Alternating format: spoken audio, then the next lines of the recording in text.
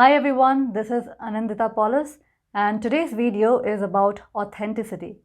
If you remember my previous video about the pitfalls of perfectionism, I mentioned one of the solutions to overcoming the pitfalls of perfectionism was living an authentic life.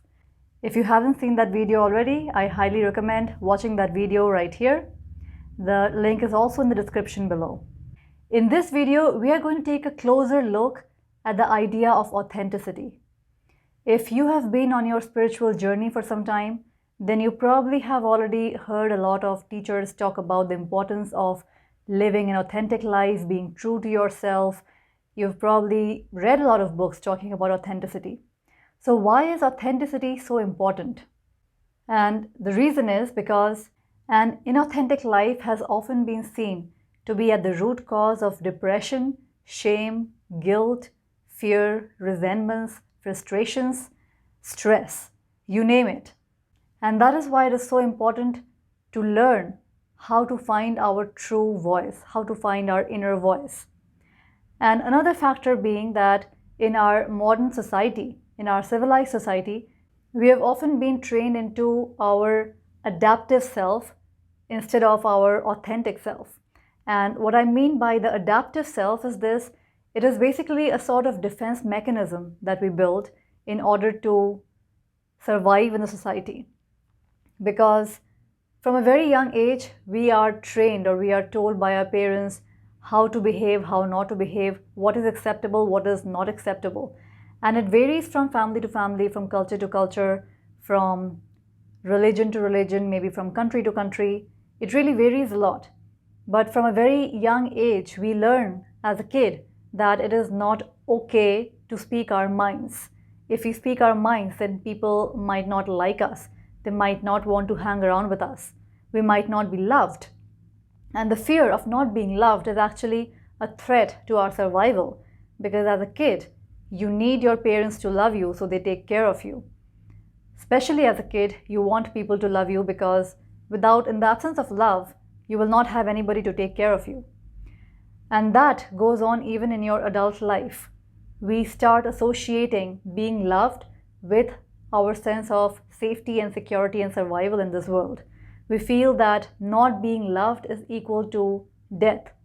And so from a very early age, we learn that it is easier to not be authentic, and it is easier to be loved by just doing and saying whatever people want you to do and say. And that's why it becomes so difficult later on in life when you start your spiritual journey and you start doing all the inner work, when you realize that it is so important to be authentic, because the more inauthentic you become, that is one of the reasons why as we grow as an adult, often people become less and less happy. A kid is so much more happier than an adult. But as a kid starts growing up and starts getting more and more conditioned, you will see the kids' faces becoming more and more gloomy. One of the reasons being is because they have to give up their authenticity. And so once you grow up and you realize that so many things that we learned as a child were not really meant to make us happy individuals. Maybe they were good as a survival mechanism, as an adaptive mechanism, but these survival tactics are only good as survival tactics. They will keep you alive and safe, for sure. But they are not going to ensure your happiness in the long run. In fact, if anything, they are only going to make you less and less happy. And then starts all the inner work of unlearning everything that we learned as a kid. And that is one of the reasons why being authentic initially is so much work. It feels like hard work because it requires constant awareness. And that brings me to some of the simple ways that you can start cultivating more authenticity in your life. And of course, like I said, the very first thing is cultivating awareness. Start observing yourself. From today, in fact, make this a habit. Within yourself, become as if you are two individuals, not one. One of them is the doer and the other is the observer. Start observing yourself. Start observing everything you do, every move, every action, every behavior. And start looking at yourself as an observer. And especially observe yourself how you behave when you are talking or interacting with somebody you love versus when you're talking and interacting with somebody you don't like. And see how authentic you are being with people you don't like. Often we have been trained as kids to be very nice and polite to everybody, whether you like them or not. And so you might even notice yourself being overly nice and polite to people you don't really like, and the moment they leave, then your smile is gone. Or the moment they leave, you just make a face about them or something. So just start observing yourself. How do you behave differently with different people? And how authentic you are being. As you start cultivating this kind of self-awareness, it will become evident to you over a period of time how authentic you are being in your daily interactions. Initially, it might not be very obvious, but the more you practice it, the more you will start picking up even very subtle inauthenticities in your everyday behavior. Now, I'm not saying that completely give up your adaptive self. The adaptive self is there to serve a purpose. Of course, the society that we have created and the way we have set certain rules for each other, for certain standards of conduct at work, in your family, they have to be maintained. I'm not saying just break all rules and just do whatever you want to do and just say whatever you want to say. The very first thing is just to cultivate the awareness of where in life you are being inauthentic.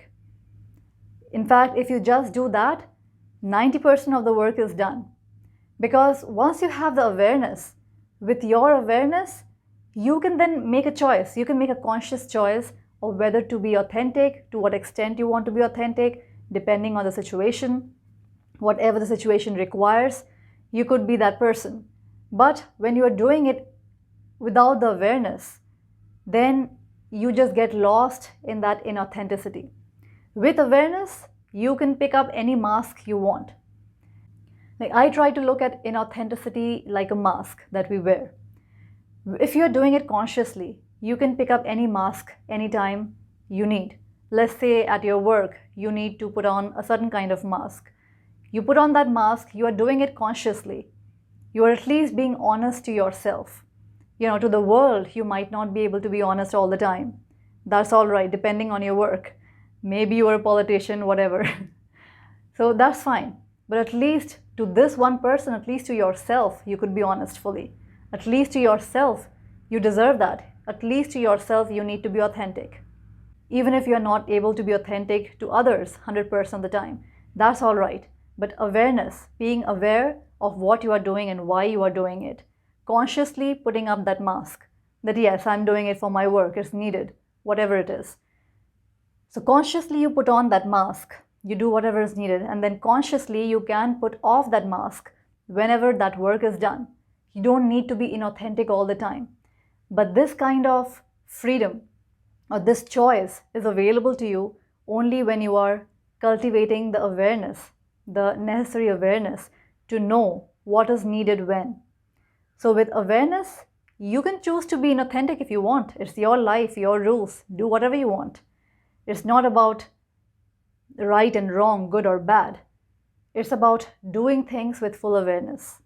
And developing awareness just requires practice. That's all. Just start observing yourself. Sometimes people even suggest start recording yourself. Especially start recording yourself when you are not aware that you are being recorded. And you can even record yourself when you are aware that you are recorded, and you can compare.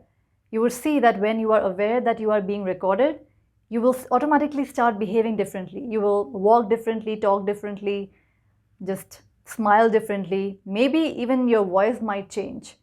On the other hand, if you're completely unaware, maybe you could be, playing a game with your spouse or something. Just ask a friend or your spouse, whoever you live with, to do this thing. Without telling you, maybe put a camera somewhere. Just ask them to start recording you while you are not aware. And then observe yourself. How do you observe when you are not aware you are being recorded versus when you are aware that you are being recorded? And that would give you a very good idea about where and how exactly you are being inauthentic, or how comfortable you are in your skin. Because your level of authenticity also determines how comfortable you are in your skin, how safe you feel being who you are, how safe you feel in this world. Because often when people are being inauthentic, it is because they don't feel comfortable being who they are. They don't feel comfortable in their skin. They don't feel worthy enough. And they feel unsafe disclosing their vulnerabilities to others. And that, in fact, brings me to the second point, and that is practice being vulnerable. We have again been trained to not show our weaknesses to others, to always show our strengths. And sometimes people are also trained from a very young age that certain emotions are okay to be expressed and certain emotions and thoughts should never be expressed publicly or to anybody. And this often leads to a lot of shame and guilt in the individual if they end up having those feelings or thoughts and emotions which they have been taught are not okay to have. And even if they are not expressing them verbally, but they are there and they know that they are there. And because they are there, they feel that they are somehow defective, unworthy, or sinful. So practicing vulnerability or practicing openness about your real feelings, that whatever you feel, not just practicing selective authenticity. That is another thing that people start doing once they start practicing authenticity and they are on their spiritual path and they hear all these teachers talk about positivity and the power of your thoughts. They think that anything negative should not be spoken about. And so they start practicing authenticity, but only selectively. They only talk about their positive feelings, but then they never express their sadness or their worries or their fears or their anxieties. But the thing is, just by not speaking it or not expressing it doesn't mean that they are not there. They are still there, they are just suppressed. And denying and suppressing your emotions never helps because they are still there, they are just bubbling inside. It's like one of the analogies that I like to think about this is, it's like you have trash in your house, but you are too ashamed to throw it out because you're afraid that people will see you having so much trash in your house. And so you just keep on hiding that garbage. And you don't want to show anybody that you have all this garbage in your house accumulated. So you keep on hiding it and hiding it. And no matter how clean you keep the house from the outside, when people come in, they can smell the rotting garbage somewhere. They cannot see it laying around anywhere, but it is hiding in a corner and it is rotting there, and the stench is everywhere there in the air. And when people walk into the house, they smell it. Everything is clean, but it's smelly. And you also know that it's smelly, but later on you just get habituated. And so you don't smell it as strongly as others do. But the fact is that the garbage is still there and it is smelling, it's rotting. So your house is not really as clean or as hygienic as you think it is. And that's exactly what happens when you stop expressing your emotions and you start suppressing or repressing or oppressing or denying them. They are still there. They are like that rotting garbage. They are still there and the stench is there and people smell it. Maybe you just don't smell it anymore because you have gotten so acquainted with it, but it is still there. So acknowledging your vulnerabilities and slowly having the courage to talk about even the hardest emotions leads to cultivating authenticity, true authenticity, not just selective authenticity, not just lopsided authenticity where you only talk about the positive things, the things that you like, but you never discuss your fears or your worries or the things that you don't like. And again, authenticity does not mean that you just get lost in your worries or you just get lost in your fears and you just keep on talking about your fear now. That is not what I'm talking about when I'm talking about expressing your vulnerabilities or accepting your fears. Sometimes we just go around in life denying and rejecting our fears, pushing against them and pretending that they don't exist. But the fact is, just pushing against something, like hiding the garbage and pretending it doesn't exist, doesn't really work because it is there and it's rotting. So that's what I'm saying. Now, I'm not saying that you take out the garbage and just talk about the garbage all day and all night long. That is not the point. You take out the garbage so you can throw it away finally so that there is no more stench in the house. That's the point. But hiding it is not going to solve the situation. And the third thing that I would say for developing authenticity, of course, there are many more ways, many more techniques, but I feel like these three things are the primary pillars for developing authenticity. And the third thing is developing self-love and compassion.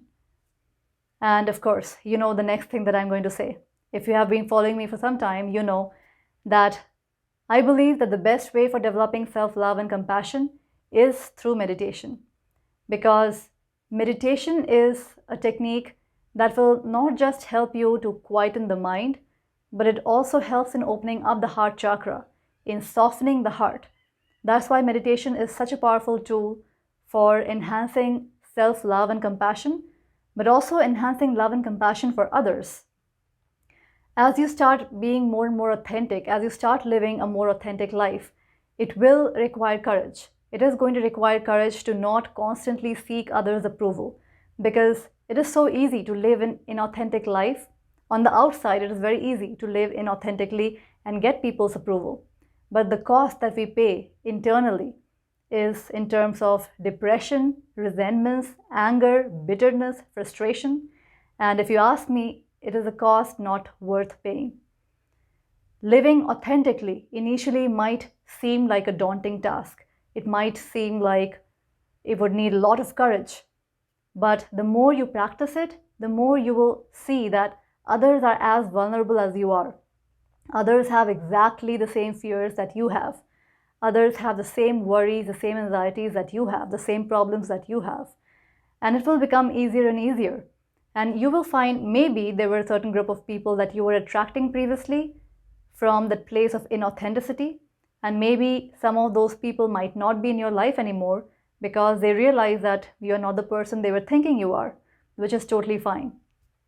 But you will find that the more authentic you become, the more you will start attracting to yourself people who like you for who you are. And it will become easier and easier for you to be your true self, to be your authentic self, because you know that you are being liked for who you are, not who you are pretending to be. So yes, initially it could be a daunting task. Initially it could be a little bit scary, the fear of losing some people in your life, the fear of, not being approved by certain people. But initially, after you get over that phase, it is a matter of practice. But once you start cultivating that awareness, then, like I said in the beginning, that with awareness, you can put on any mask you want. And then you can remove that mask whenever the job of that particular mask is done. Your inauthentic self is like a mask that you can pick and you can remove. With awareness, you can do that. But when you live in unawareness, then because you don't put on the mask in awareness, you are not able to remove it either in awareness. Unawareness is actually the root cause of the entire problem. Whatever you do with full consciousness, full awareness, it's your life, it's your choice. You can do whatever you want. So I hope this video made sense. If you like it, then share it with your friends and family, leave your comments below. And if you haven't already, then subscribe to my channel. I'll talk to you soon. Bye for now.